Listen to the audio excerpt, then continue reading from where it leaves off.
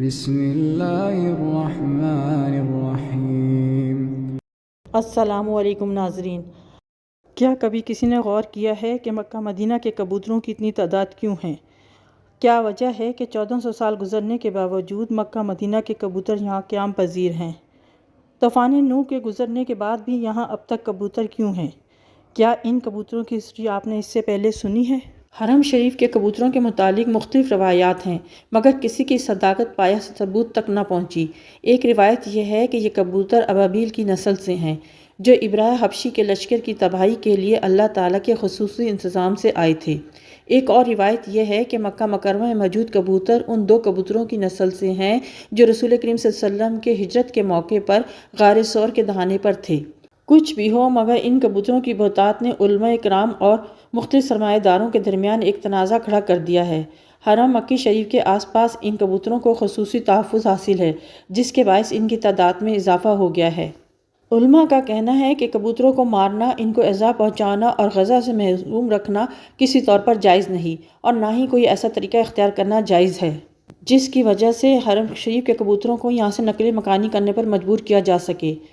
محترم مولانا ضیاء الدین مدنی علیہ رحمۃ اللہ فرماتے ہیں کہ جب سعودیوں نے حرم شریف کا انتظام سنبھالا تو حرم نبوی صلی اللہ علیہ وسلم کو صاف ستھرا رکھنے کے لیے یہ فیصلہ کیا گیا کہ حرم نبوی کریم صلی اللہ علیہ وسلم میں کبوتروں کے لیے دانہ نہ ڈالا جائے، اس طرح ان کبوتر دانے کی تلاش میں ادھر ادھر جگہوں میں منتقل ہو جائیں گے۔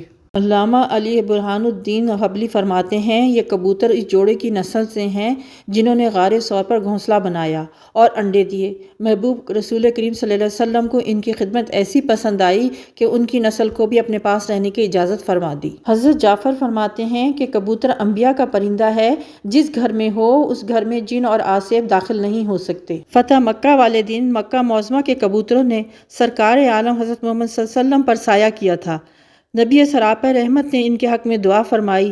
شاعرہ کہتے ہیں کہ غار ثور کے منہ پر انڈے دینے والے کبوتروں کی نسل ہی ہے وہ کبوتر ہیں جو بیت اللہ شریف میں ہیں۔ ان کی خدمت جلیلہ کا انہیں یہ اجر ملا ہے کہ ان کی نسل 1400 سال گزرنے کے بعد بھی انہیں حرم شریف سے کوئی نہیں نکال سکتا اور کوئی انہیں چھیڑ بھی نہیں سکتا۔